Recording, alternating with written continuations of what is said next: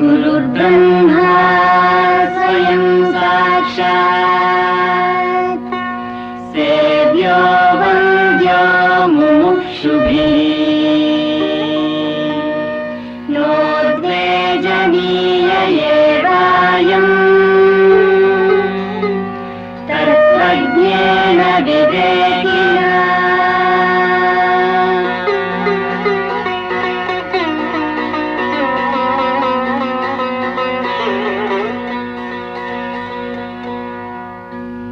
All kind of teaching are regulating the conduct of men and the larger interests of society is much more needed inside India. That is my observation. So in fact, if I have come over here to teach somebody, in fact I am wasting my time. What I should have done in my own place, I should have done. Not here. There are other gurus, people, we have scriptures. You don't really need me. My village needs me. That's where exactly. You know, when Mr. Gandhi came back to India, was he a great patriot by birth? Do you say that? No. He was educated in the British schools. In the Inner Temple in London, he became a lawyer. He practiced law in the British courts. He addressed the British judges as your lordship. He was faithful to the British government. Then he came down to the South Africa, where he was insulted and thrown out of a train, like Chanakya. Vengeance. Vengeance leading to patriotism. See the changes in a human being. And then he became a great man. That's a different matter. First and foremost thing is sacrifice his personal interest. He was not a politician. Sacrificed his personal interest, became a fighter for justice for the country. But the trigger was different. Trigger was an insult. Anyone else, there were men, great men, like Tilak, they were born patriots. That's right. See the difference. So it was a turning point. I mean, some great event occurring in a life makes him a great man. He became Mahatma. That's exactly where I compare him with Lincoln. Henry David Thoreau was guru to Gandhi, who had Walden, author of Walden Pond and others were in the States. Thoreau he preached simple living. Go to the forest and live without any tools and don't take your cars and tools. Live with the nature, he said. That gave him a good impetus to renounce material comforts. So Gandhi referred to Henry David Thoreau as his guru. Lifestyles, about lifestyles. So there is wisdom everywhere, even in the States, anywhere. Only thing is, we are only reminding people about what they know already. It's not as though I am giving certain new ideas to anybody. I am only reminding them. In the process I am reminding myself also, lest I should forget. Reminders. So, in Kashmir Yoga, this point is very much stressed. The soul knows all about itself. You remind about it. Remind the soul to know itself. Remember. Remind the soul to remember who it is. Who are you? That's how they teach. That's yoga does it. There is no teaching. They say that.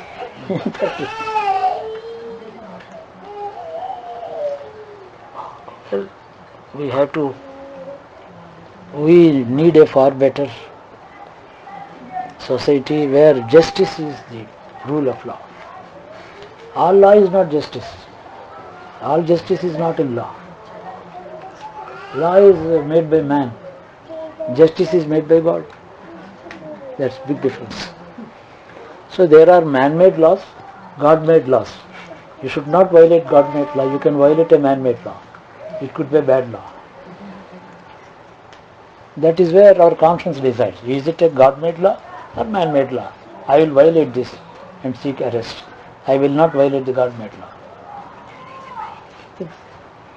So man is learning by experience from observing life and trying to understand the God-made laws. So if the tiger is killing a deer, it is God-made law. But God-made law is prohibiting a man from hitting another man. But here the man-made law is following the God-made law. In fact, there can't be a man-made law prohibiting the tiger from killing the deer. You can't arrest the tiger and put it in jail. God-made law cannot be violated, should not be violated. Think. Swamiji, what is it that we can do continuously that we can tune into the conscience part of us and eliminate the material That mind? is in fact, a conscience is, we are shutting the mouth of the conscience and allowing the mind to talk and guide us. That should be stopped. By listening to conscience, we will regulate our conduct totally, without going into the scriptures. A guru is one who tells you that listen to your conscience. Rather than, he is only reminding you what you know. And no new teaching. The guru also has learnt these things only from himself, from somebody's advice. The guru should be a family friend, a personal friend, not sitting on a higher pedestal necessarily. Dharma is there, Dharma Shastras are there in India for Hinduism. But when there is a teaching, when you meet your guru, go and touch his feet and prostrate before him. Well, this is a rule, a teaching addressed to the disciple, not to the guru. Guru should not demand this.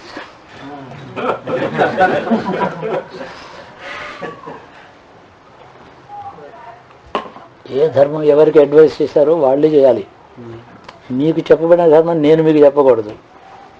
I should not remind you about the dharma that is not relevant to me. I should follow. All rules are addressed to some particular individuals.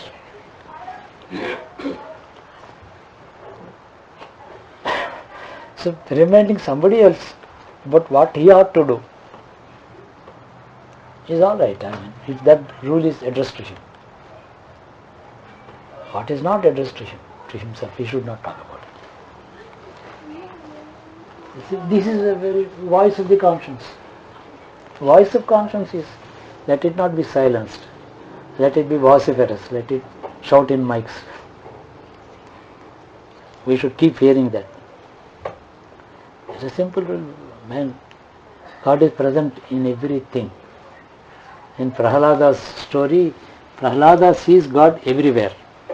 His father does not see him anywhere. Contrast in one instance. Show me where I am not able to see him anywhere. No, I see him everywhere.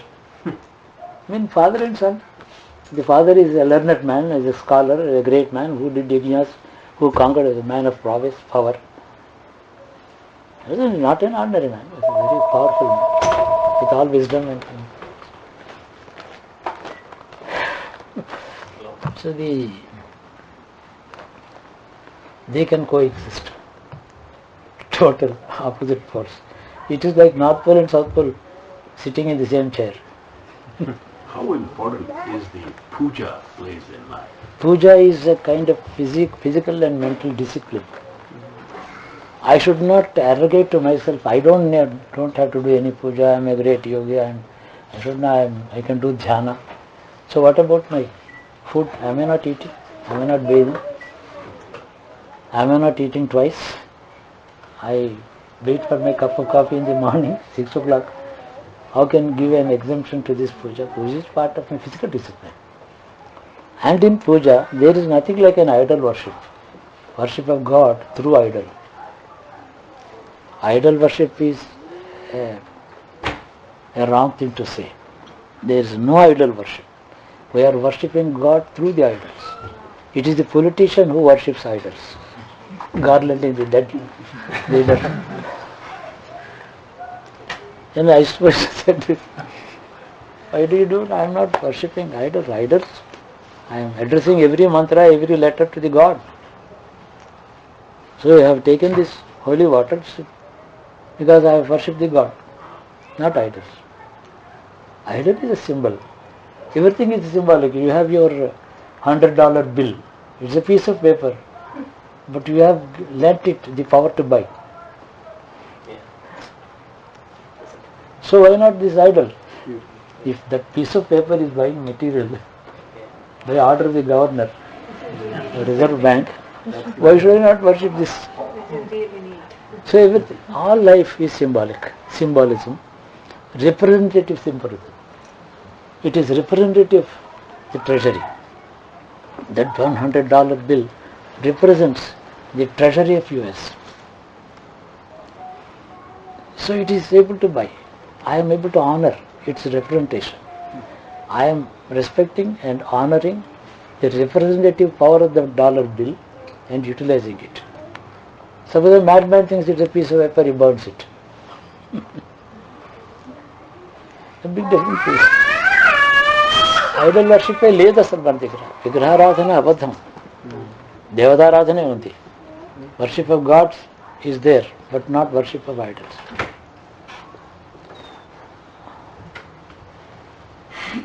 Anyway, But the worship of idols, Swamiji, you earlier said that all the planets have God symbols. yeah, Okay, so those symbols translate into some kind of a image. Is that that we like Lord Ganesh yeah, or Lord Shiva? yeah. Now they are associated with some planetary. So In fact, the 9 planets are presided over by the respective gods. okay, There is Shukra Graham, that is Venus. There is Devata and Adhidevata.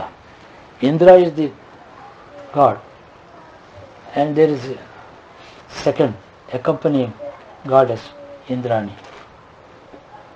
Indrani, Masanaru, there is a Veda mantra. While worshipping Indra, I am making the planet Venus beneficial to me. I am not worshipping the planet itself. Deity is presiding over the planet I worship. That is exactly, then the planet becomes friendly to me. Other planet is a mass of earth there, going round under laws of gravitation. But where is the point in worshipping a mass of earth? There is a particular divine force presiding over the movements and the very nature of that particular planet. So planets are not worshipped. Gods presiding over planets are worshipped, which makes the planet beneficial to me, more friendly to me. It is happening. By experience it has been proved. Well, this entire solar system has the sun at its center. Our astrology is geocentric, not heliocentric. We treat the earth as the center of solar system for purposes of astrology, not that we don't know the truth. So now sun is going around the earth. I say it's an astrological statement, not astronomical statement. So that is, but we don't stop there. We go into which divine force is ruling this law of gravitation. How is it that the planets are going in such great discipline for lakhs of years, millions of years? They are not going off the track like soldiers on at the command. They are keeping discipline. Even a great thinker,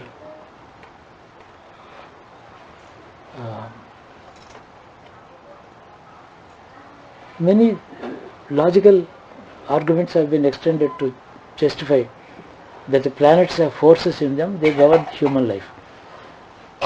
But that is not all. In fact, the divine force, the creator, has put discipline in it. So, Bhishat, there, one Veda mantra says, out of fear and regard of the God's commands, the planets are moving in their orbits, the wind is blowing, the fire is burning. This is the command from him. So all nature is governed by a supreme force, and that has been proved in practice by worship, by yajna, by mantra japa. It's an experienced truth, proven truth in many cases. But when we, if a man is totally helpless, he is in the sick bed, he is not able to eat, he is not able to sit, he is employing some of the purohits, the Brahmins, to propitiate. But a man like me who is able to eat well and all that, I appoint some purohits for me, it doesn't work. Only under helpless conditions I can seek. So prayer to the God over the presiding gods. In fact, the worship of planets was not there. There are mantras addressed to the presiding deities. That has been the practice all along. Today we are installing the 9 planets and going round them. It's okay so far as the ignorant and innocent man is concerned, he cannot do mantra. But even he is getting benefited because there is a responsive force in the planets. That force presiding over the planets is responsive, it is responding to my prayers, whether through mantra or by prayer and innocent prayer. There is a big difference between temple. What is the temple and the church? How do they differ? Temple is a place of worship of the God installed there. Church is a place of prayers. God is not installed. Mosque is a place of prayers. So it can be demolished and reconstructed in a better fashion. A temple cannot. Here the worship of God is taking place under the agamas, the shastras. So you can't destroy a temple. Place of worship can be improved. So the big difference, we pray to the God directly through mantras to worship. Most of the temples are not well looked after now. Proper worship is not taking place. At one time, the people, rich people, or the ruling king took care of the temples. Now there is no ruler, people are ruling themselves. And now the Sampradayam, that is, there is a Vishnu temple, Shiva temple. The Vaishnavite refuses to go to Shiva temple. Shaivite does not go to the Vishnu temple. What kind of an understanding of God is it? Can there be, these two be, a Vaishnavite and Shaivite behave as though when you look at them arguing, you are likely to conclude that the Vishnu and Shiva are fighting there. Can it be true? What kind of an ignorance? Religion is not progressing in wisdom.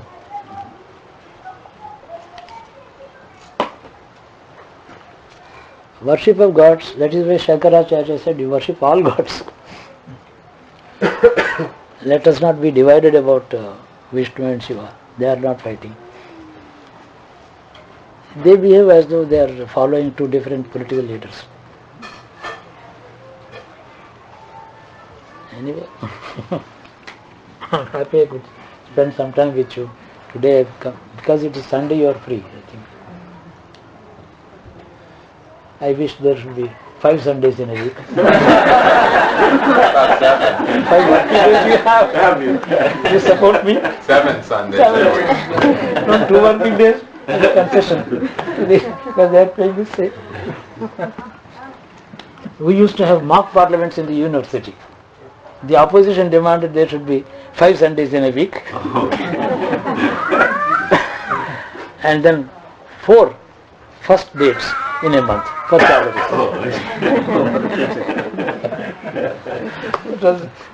Mock parliament was enjoyable in our university in those days. We used to ask for the most impossible things. There should be a seaport in Vijayawada, in Hyderabad. Go on, demand.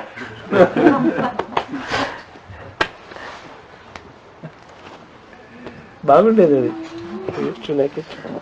Guruji, if you take any country, the richest belongs to only certain people. For example, if you take Britain, Ericsson's and a few other in the same category like the king and queen who are there. If you take India, Tata, Birla, Hindujas, now probably Wipro and Satyam and Infosys. If you take US, Rockwell, Walmart and DuPont. These are the Bill Gates. Bill Gates, probably recently joined in the crowd, and probably a couple of others like Warren Buffett and all those guys. No, why not? They have grown on their own. In fact, it is. I admire Bill Gates. He has declared that next year I will start my charity. Right. I'll stop earning. He said it's a great thing. It's, The first one. he is the perfect human being in him. He is now speaking. The businessman in him was working all the days. That's right. So far. Yeah. It's an evolution, it's a progress. One day, because he's not addicted to any bad habits, he's a clean man, hard-working, clean man. It's in his own moral right he has become a big man. Yes, I mean a man, in Hinduism, there is no prohibition in becoming wealthy. Prohibition against becoming wealthy. You can earn wealth. You can enjoy your wealth if it is not ill-gotten. Morally earned, hard-earned wealth can be enjoyed by every human being. There is no prohibition on earning money, but there is an advice, a compelling advice to part with it appropriately in favor of those who need it, who cannot earn. All people cannot earn. There is only one Bill Gates. You don't have a dozen of them. So he is wise. He is saying that I admire his Walmart. Yes, it's good. I like Walmart. I went around. But I think that Bill Gates has learned from you the art of living. I would say his conscience. It is. Conscience has spoken to him. Conscience, in fact. Yeah, it is. He is really A great to man. be admired. One must, you see, every man must, his maximum must be earned by him, Yeah. but only to be parted with in favor of good people. Because all people are not capable of earning money. There are only few. Those who cannot earn money, there are like sick people, healthy people. Healthy man must help the sick man. There is a blind man, a healthy man must help him. So there are levels in nature. So it is equalizing, sharing, that has been advised. So even in Hinduism, art of enjoyment has been encouraged also. But aesthetic enjoyment, disciplined enjoyment, enjoyment of hard-earned wealth. Looted money is a crime. Even if he is eating his food when he is hungry, that is not moral. But a hungry man is morally right in stealing your purse because you have not given him.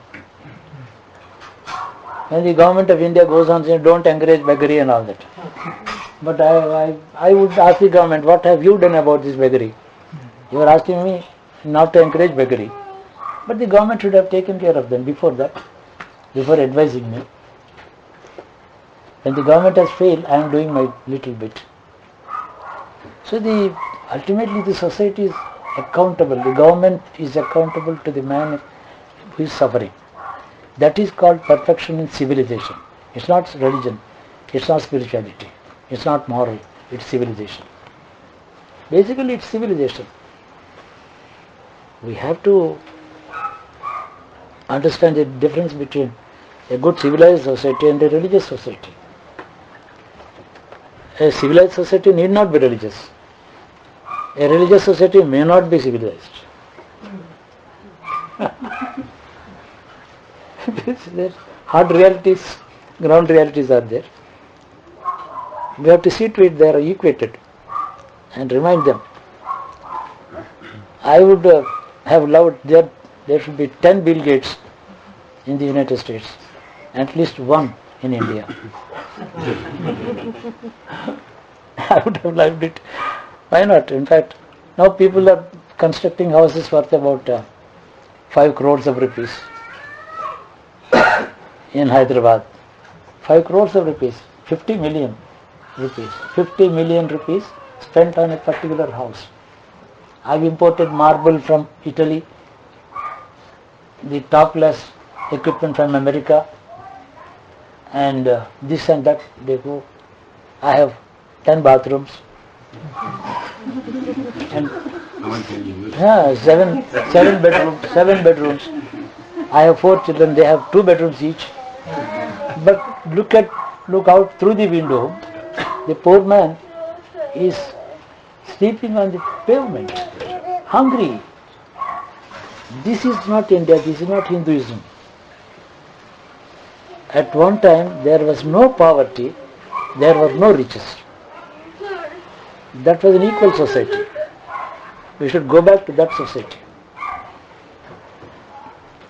Yes, you might have earned that money, whatever manner it is, but having earned the money was morally right, but not spending it on the needy people is not morally right. In fact, a wealth that is earned, which is not shared by us with the needy people, makes us indebted to this society, which is why we go on taking birth after birth again and again and suffer poverty in next birth. My poverty today is, the reason for it is, when I was wealthy I did not part with it. That is the law of karma. It is better to be poor. You are not responsible to give anything. You are not committing a sin. It's always safe to be poor. It's unsafe to be rich. Morally speaking, under the law of karma, are on just human values. One can be guilty by being rich. I felt very happy when I read about Bill Gates. In fact, there are 2 things, satisfaction and contentment. Satisfaction is when I have fulfilled my desires. I wanted to build an excellent house. I built it. I am satisfied. What is contentment? No desire at all. No desire to be fulfilled. That is contentment. Contentment is better than satisfaction. We should practice contentment. Satisfaction is a result of our success. There are many desires which are not fulfilled, therefore a dissatisfied man. Contentment, there is no suffering. So Hinduism taught contentment more than satisfying one's own desires. It's very interesting. Unfortunately, 80% of Indians have not seen India, you know. They have seen America, but not India. It's very sad thing. And the other 20% of Indians have seen India for religious purposes, pilgrimage or business, but not seen India. That is where even Mahatma Gandhi was advised by Tilak. Mr. Gandhi, you see India first, try to understand India.